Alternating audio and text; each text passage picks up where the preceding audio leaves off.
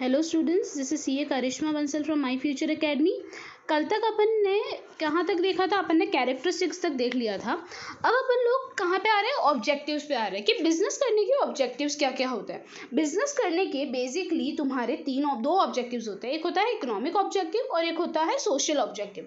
Economic objective में तीन चीज़ें आती है: profit, maximisation of wealth and other economic benefits. और सोशल ऑब्जेक्टिव में क्या आता है? Objective of social responsibility, objective of providing employment opportunity, objective to provide quality goods and services, objective to adopt fair trade practices, other objectives. चलो start करते हैं। सबसे पहले इकोनॉमिक ऑब्जेक्टिव से, इकोनॉमिक एक्टिविटी से प्रॉफिट में ऐसा बोल रहे हैं किसी भी बिजनेस एक इकोनॉमिक एक्टिविटी है। जब तक एक रीजनेबल अपन को अपने कैपिटल एम्प्लॉय पे एक रीजनेबल प्रॉफिट नहीं मिलता तो बिजनेस करने का कोई मतलब नहीं है। और ये जो अपने कैपिटल एम्प्लॉय पे जो अपन को रिटर्न मिलता है इसको अपन क्या बोलते हैं? Profit. To earn profit it is essential not only for the existence of business but also for the growth of business. Profit earn करना सिर्फ और सिर्फ बिजनेस के एग्जिस्टेंस के लिए नहीं, उसके ग्रोथ के लिए भी जरूरी है। Profit is a motivating force, barometer of efficiency and life blood of the business. ऐसा बोल रहे हैं प्रॉफिट एक मोटिवेटिंग फोर्स है, बैरोमीटर मतलब मेजरमेंट चीज है एफिशिएंसी का, और वो बिजनेस का ब्लड है। This days the concept of reasonable profit is accepted instead of maximum profit. ऐसा बोल रहे हैं आज के टाइम पे मैक्सिमम प्रॉफिट का कोई नहीं सोचता, रीजनेबल मतलब जितना एक्चुअल मतलब एक एवरेज मिलना चाहिए ना उतना मिल जाए। मैक्सिमम प्रॉफिट का क्यों नहीं सोचा जाता? मैक्सिमम प्रॉफिट कमाने के लिए ना आप लोगों को कुछ ना कुछ गलत काम करना पड़ता है सोसाइटी के लिए जो फायदे में नहीं होता। इस वजह से आजकल रीजनेबल प्रॉफिट का कंसेप्ट ज़्यादा चला हुआ है रादर देन तुम्हारा मैक्सिमम प्रॉफिट। ठीक है। Maximisation of wealth. The objective of profit is a short-term concept related to annual income of the business. Maximization of wealth is long-term profit. The project which increases the wealth of the business at the long term are accepted. In the circumstances like depression, business has to give up the objective of profit. The objective of maximization is wealth is related with the economic benefit of the owner of the business. क्या बोल रहे हैं? जैसे profit एक short term concept है जबकि maximisation of wealth एक long term concept है, जहाँ पे हम लोग ऐसे प्रोजेक्ट्स को एक्सेप्ट करते हैं जो हमारे को लॉन्ग टर्म में बेनिफिट दे और हमारा जो वेल्थ है, हमारी जो एसेट की वैल्यू है उसको इंक्रीज करे। अदर इकोनॉमिक ऑब्जेक्टिव्स में क्या क्या आ रहा है? डेवलप ग्रोथ, बिजनेस का expansion, best possible utilisation of resources, application of modern technology, ये सब तुम्हारे अदर इकोनॉमिक बेनिफिट्स में आता है। ठीक है। अब आते हैं सोशल ऑब्जेक्टिव। सोशल ऑब्जेक्टिव मतलब जो सोसाइटी के टूवर्ड्स अपने कुछ रिस्पॉन्सिबिलिटी है, कुछ प्रायोरिटी है, उसके रिलेटेड अपन बात करेंगे। ऐसा बोले किसी भी बिजनेस का एग्जिस्टेंस उसकी सोसाइटी के बिना पॉसिबल नहीं है। बिजनेस इसीलिए ही एग्जिस्ट करता है क्योंकि सोसाइटी, अगर सोसाइटी नहीं होती तो बिजनेस भी नहीं होता। तो सोसाइटी के टूवर्ड्स जो ऑब्जेक्टिव्स है वो क्या है? Objectives of social responsibility.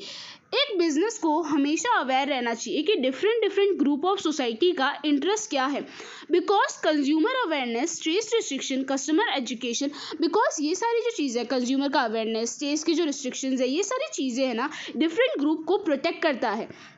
Different interest group or class of society such as owner, employees ये are associated with the business unit and this unit group have different interest in the business. ऐसा बोल रहे हैं एक particular business से बहुत सारे लोग एसोसिएटेड होते हैं। ओनर हो गया, एम्प्लॉय हो गया, कस्टमर हो गया। तो बोलते हैं कि ये सारे लोग इस बिजनेस से एसोसिएटेड है और हर बंदे का कुछ अलग अलग इंटरेस्ट होगा इस बिजनेस के अंदर। It is necessary to take care the interest of this group. The business had to abide by the maintenance of environment, employ welfare act, factory act, consumer protection. एक बिजनेस को काम करते time employ welfare act का ध्यान रखना पड़ता है, environment का एक्ट का ध्यान रखना पड़ता है, फैक्ट्री एक्ट का ध्यान रखना पड़ता है, कस्टमर प्रोटेक्शन एक्ट का ध्यान रखना पड़ता है। तो फर्स्ट हो गया objective of social responsibility. Second आते हैं objective to provide employment opportunity. Second objective जो हम लोग सोसाइटी के टूवर्ड सोचते हैं वो हमारा क्या है? सोशल ऑब्जेक्टिव में हम लोगों को ऐसा बिजनेस एस्टैब्लिश करना है जहाँ पे हम लोग न्यू एम्प्लॉयमेंट अपॉर्चुनिटीज क्रिएट कर पाए और हम लोगों को अपने बिजनेसेस ऐसी जगह सेटअप करने हैं जहाँ पे क्या हो सके, जहाँ पे कम बोलते ना एम्प्लॉयमेंट है। अगर हम लोग बिजनेस वहाँ पे सेटअप करेंगे तो क्या होगा? ज़्यादा से ज़्यादा क्या ओपन होगी? ज़्यादा से ज़्यादा एम्प्लॉयमेंट अपॉर्चुनिटीज़ ओपन होगी। इसलिए ऐसा बोला जाता है कि प्रेफरेंस हमेशा बिजनेस यूनिट जो बैकवर्ड एरिया में ओपन होती है ना उसको गवर्नमेंट बहुत ज़्यादा प्रेफरेंसेस देती है। क्यों? वो बोलती है कि आप ये वाले विलेज में आप अपनी कंपनी ओपन कीजिए। अगर आप इस विलेज में अपना कंपनी ओपन करेंगे ना, हम आपको सब्सिडी देंगे। अब what do you mean bye subsidy? Subsidy मतलब आप लोग जितना भी कैपिटल इन्वेस्ट कर रहे हैं ना, उसके सामने हम आपको कुछ 10% की सब्सिडी देंगे, उतना पैसा आपको वापस मिल जाएगा। तो इस तरह से वो मोटिवेट करती है लोगों को कि भाई वो क्या करें, एम्प्लॉयमेंट अपॉर्चुनिटीज़ क्रिएट करें बैकवर्ड एरिया में। Objective to provide quality goods and services. सबसे बड़ा ऑब्जेक्टिव जो सोशल ऑब्जेक्टिव है वो है अच्छा गुड्स एंड सर्विसेज प्रोवाइड करना। आप लोग उनसे पैसे ले रहे हैं तो उसके सामने आप लोगों को क्वालिटी प्रोडक्ट देना चाहिए। बिना क्वालिटी प्रोडक्ट के, बिना फेयर प्राइजेस के अगर आप काम कर रहे हैं तो आपका कस्टमर सेटिस्फाई नहीं होगा और आपका बिजनेस भी सेटिस्फाई नहीं होगा। तो एक ऑब्जेक्टिव क्या हुआ? Objective to provide quality goods and services. Objective to adopt fair trade practices, मतलब कोई भी गलत काम मत करो, ब्लैक मार्केटिंग वाला काम मत करो। अक्यूमुलेशन ऑफ गुड, मतलब गुड्स छुपा छुपा के मत रखो ताकि बाद में जब प्राइस बढ़ो तब बेचो। एडवर्टीजमेंट, गलत मिसलीडिंग एडवर्टीजमेंट मत दो। आर्टिफिशियल स्कैरसिटी क्रिएट मत करो ताकि भाई प्राइस इंक्रीज हो जाए बाद में तुम लोग गुड्स बेचो। तो आप लोग फेयर प्रैक्टिसेस अडॉप्ट कीजिए ताकि आपके सोशल ऑब्जेक्टिव फुलफिल हो। अदर ऑब्जेक्टिव में क्या आया? सोशल आइडेंटिटी बनाना सोसाइटी के अंदर, रिसर्च वर्क करना, इकोनॉमिक डेवलपमेंट में हेल्प करना नेशन के, और to provide various incentive to the employ, अपने एम्प्लॉय को कुछ इंसेंटिव देना और कुछ वेलफेयर स्कीम्स देना ताकि वो लोगों को भी कुछ फ़ायदा हो सके।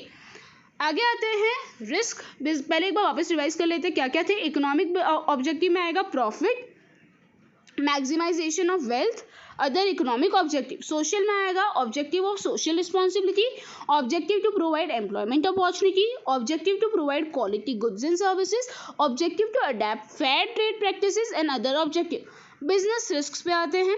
बिजनेस में अलग अलग टाइप के रिस्क है। एक बिजनेस में बहुत सारी अनसर्टिनिटी है कि उसको प्रॉफिट होगा या लॉस होगा। ये सारी अनसर्टिनिटीज क्यों है? Because of business risk.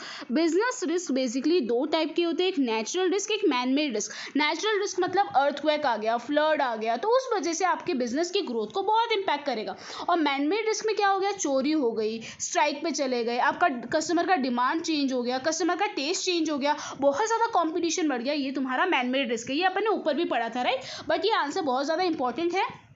Business risk में नेचुरल रिस्क है, मैन मेड रिस्क। आते हैं causes of business risk. Business risk क्यों होते हैं? या फिर आपकी टेक्नोलॉजी चेंज हो चुकी है, आप लोग इस टेक्नोलॉजी से काम कर रहे थे, सडनली एक न्यू टाइप की टेक्नोलॉजी आ गई, अब सब लोग मार्केट में न्यू टेक्नोलॉजी यूज़ कर रहे हैं। तो अगर आप पुरानी यूज़ करोगे तो आपका कॉस्ट ऑफ प्रोडक्शन ज़्यादा आएगा, तो वो तो नहीं चलेगा ना, क्योंकि मार्केट में इतना कॉम्पिटिशन है। तो उस वजह से आपको भी न्यू पे शिफ्ट होना पड़ेगा। अब न्यू प्रोडक्शन में शिफ्ट होने के लिए आपको बहुत ट्रेनिंग लगेगी, बहुत पैसा लगेगा, बहुत टाइम भी लगेगा। इस वजह से कभी कभी बिजनेस का ग्रोथ क्या होगा? थोड़ा सा हिंडर होगा, ठीक है। Threat of substitute product. Substitute product का थ्रेट बहुत ज़्यादा है। सब्सटीट्यूट प्रोडक्ट मतलब टी का सब्सटीट्यूट है कॉफ़ी। तो अगर आपके मार्केट में बहुत ज़्यादा आपका जो प्रोडक्ट है उसके सब्सटीट्यूट अवेलेबल है तो आपके बिजनेस को ज़्यादा रिस्क क्रिएट होता है। और सबसे बड़ा रिस्क क्रिएट करता है कॉम्पिटिशन। कॉम्पिटिशन मतलब भाई आपके बिजनेस में कोई जैसे एमएफए के अगर बाजू में एक और ट्यूशन क्लास आ जाए तो मेरा बिजनेस का ग्रोथ तो थोड़ा ना थोड़ा रुकेगा ही ना, क्योंकि भाई मेरे बाजू में ये तो शायद मेरे कुछ स्टूडेंट्स वहाँ पे चले जाए, तो उस वजह से मेरा थोड़ा सा क्या होगा, मेरा ग्रोथ रुक जाएगा। तो कॉम्पिटिशन की वजह से भी हमेशा बिजनेस रिस्क रहता है। आगे लेजिस्लेशन, गवर्नमेंट के पॉलिसीज भी कभी कभी इतने ज़्यादा चेंज होते हैं, उसके इतने ज़्यादा स्ट्रिक्ट पॉलिसीज होते हैं, उस वजह से भी तुम्हारे बिजनेस में क्या आते हैं? रिस्क आते हैं। जैसे कि भाई मिनिमम वेजेस एक्ट हो गया, फैक्ट्री एक्ट हो गया, ये सब बिजनेस की डिसीजन मेकिंग में बहुत ज़्यादा इंटरफेयर करते हैं। इस वजह से भी बिजनेस को थोड़ा सा रिस्क होता है। Uncertainty of demand. Uncertainty of demand for the product create the risk for business. ऐसा बोल रहे हैं किसी प्रोडक्ट की जब डिमांड में अनसर्टेनिटी होती है, जैसे कि कभी मेरा 100 जितना यूनिट बिक रहा है, कभी मेरा 10 ही यूनिट बिक रहा है, तो मेरी डिमांड में बहुत ज़्यादा अनसर्टेनिटी है, तो उस वजह से क्या होता है? उस वजह से भी मेरा प्रॉफिट हमेशा इफेक्ट होता है। और फिजिकल रिस्क में क्या आ गया? फिजिकल रिस्क लाइक कि मेरी मशीनरी काम नहीं कर रही, मेरा गुड्स है ना, जब मैं उसको एक दूसरी जगह भेज रहा था तो वो डिस्ट्रॉय हो गया। ये सब फिजिकल रिस्क भी अपने बिजनेस में आते हैं, जिस वजह से अपना प्रॉफिट कम हो सकता है। तो यहाँ तक अपना खत्म हुआ। Changes of causes of business risk में क्या क्या आ गया? Change in technology, threat of substitute product, competition, legislation, uncertainty of demand and physical risk. अब आते हैं प्रोफेशन पे। Profession, what do you mean by profession? A person with a specialised skill, knowledge, training and professional education render services in return of the fees is called profession. Profession मतलब ऐसा person जिसके पास skills है, knowledge है, training है, education है, और वो service provide करता है इन रिटर्न ऑफ फीस। जैसे कि ट्यूशन में हमारे पास स्किल्स है, नॉलेज है, ट्रेनिंग है, एजुकेशन है, और हम लोग आपको क्या प्रोवाइड कर रहे हैं? सर्विस, और उसके बदले में आप हमको क्या दे रहे हैं? फीस। तो ये हमारा क्या हो गया? Profession. A professional has to obtain membership of the respective professional association.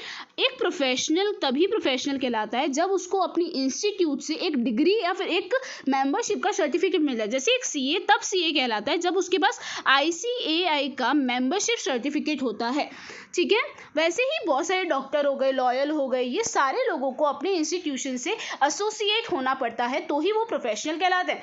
Professional skill can be use for employment. अगर आप एक प्रोफेशनल बंदे हैं तो आप लोग अपने स्किल्स को एम्प्लॉयमेंट मतलब आप कहीं पे जाके जॉब भी कर सकते हैं, ठीक है। चलो characteristics. A professional has to obtain specialise knowledge skills. एक प्रोफेशनल को स्पेशलाइज नॉलेज स्किल्स और प्रोफेशनल एजुकेशन लानी पड़ती है। वो क्या चार्ज करता है? फीस चार्ज करता है। ये स्टैंडर्ड, ये जो फीस होती है ना, वो वेरी करती है based on the skill, knowledge and experience. जरूरी नहीं है हर ट्यूशन क्लास वाला 10th स्टैंडर्ड 11th स्टैंडर्ड का सेम चार्ज करे। Experience to experience fees vary करती है। The primary object of profession is to render service. किसी भी प्रोफेशन का जो प्राइमरी बेसिक ऑब्जेक्टिव क्या है? सर्विस देना। It is an independent activity for earning. ये एक इंडिपेंडेंट एक्टिविटी है, ये किसी और एक्टिविटी से रिलेटेड नहीं है। The professional activity has no relation with production. यहाँ पे कोई प्रोडक्शन का काम नहीं होता। यहाँ पे जैसे मैं एक टीचर हूँ, क्या मैं तुम लोगों को कुछ प्रोडक्ट दे रही हूँ? नहीं, यहाँ पे मैं सिर्फ सर्विसेज दे रही हूँ। इसको प्रोडक्शन से कुछ लेना देना नहीं है। यहाँ पे कोड ऑफ कंडक्ट होते हैं जो प्रोफेशनल्स को फॉलो करने पड़ते हैं। जैसे मैं सीए हूँ तो मेरे पे ICAI वालों ने कुछ कोड ऑफ कंडक्ट, कुछ रूल्स एंड रेगुलेशन लगाए, वो मुझे फॉलो करने पड़ेंगे। मॉनेटरी रिटर्न रिमेन अनसर्टेन इन प्रोफेशन। एक प्रोफेशन के अंदर मॉनेटरी रिटर्न हमेशा क्या रहता है? अनसर्टेन रहता है। ये तुम्हारा ये पार्ट खत्म हुआ। अब आते हैं एम्प्लॉयमेंट पे। एम्प्लॉयमेंट मतलब जॉब। जो लोग जॉब कर रहे हैं मतलब वो लोग क्या है? एम्प्लॉयमेंट में। एम्प्लॉयमेंट के सामने आप लोगों को क्या मिलता है? सैलरी मिलती है। देखो, बिजनेस के सामने आपको प्रॉफिट मिलता है, प्रोफेशन में आपको फीस मिलती है, और एम्प्लॉयमेंट में आपको क्या मिलता है? सैलरी मिलती है, ठीक है। ये 3 चीज़ें ध्यान रखना है। यहाँ पे हम लोग एक कॉन्ट्रैक्ट में होते हैं हमारे एम्प्लॉयर के साथ, जिसने हमको जॉब पे रखा है, उसके साथ एक कॉन्ट्रैक्ट होता है, उसके बेसिस पे हम लोग काम करते हैं, ठीक है। फिक्स सैलरी कैरेक्टरिस्टिक्स में क्या आएगा? यहाँ पे फिक्स सैलरी पे की जाती है based on the mental and physical ability. आप कितने ज़्यादा केपेबल हो उसके बेसिस पे आपकी सैलरी होती है। कुछ और अपन को बेनिफिट दिए जाते हैं अदर देन सैलरी, जैसे मेडिकल अलाउंसेस दिए जाता है, पेंशन दिया जाता है, ग्रेच्युटी दिया जाता है to perform the assigned work as per contract under the control of the employee. यहाँ पे हम लोगों को जो काम असाइन किया हुआ है वो हमको करना है, और हम लोगों को किसके कंट्रोल में रहना है? हम लोगों को हमारे जिसने जॉब दिया है उसके कंट्रोल में, हम लोग उसके अंडर में हम लोग काम करते हैं। क्वालिफिकेशन, वर्क कितना, क्या क्वालिफिकेशन रिक्वायर है, कितना वर्किंग आवर रहेगा, कितना रिटायरमेंट है, क्या रिटायरमेंट का क्या प्लान है, क्या बेनिफिट, रिटायरमेंट के बाद क्या बेनिफिट मिलेंगे, ये सब एम्प्लॉय का पहले से प्री डिटरमाइन होता है। जब मैं जॉब ज्वाइन कर रही होती है ना, ये सारी चीज़ें मुझे क्लियरली बता दी जाती है। एम्प्लॉयमेंट एक डिपेंडेंट एक्टिविटी है। यहाँ पे हम हमारे एम्प्लॉयर पे डिपेंड करते हैं कि हम क्या काम करेंगे और क्या काम नहीं करेंगे, ठीक है। Both employer and employee are bound to follow the rules as per the contract. एक एम्प्लॉयर जो जॉब कर रहा है और एक एम्प्लॉय जिसे जॉब पे रखा है, एम्प्लॉयर जिसे जॉब पे रखा है, एम्प्लॉय जो जॉब कर रहा है, दोनों को जो टर्म्स ऑफ कॉन्ट्रैक्ट है वो फॉलो करने कंपलसरी है।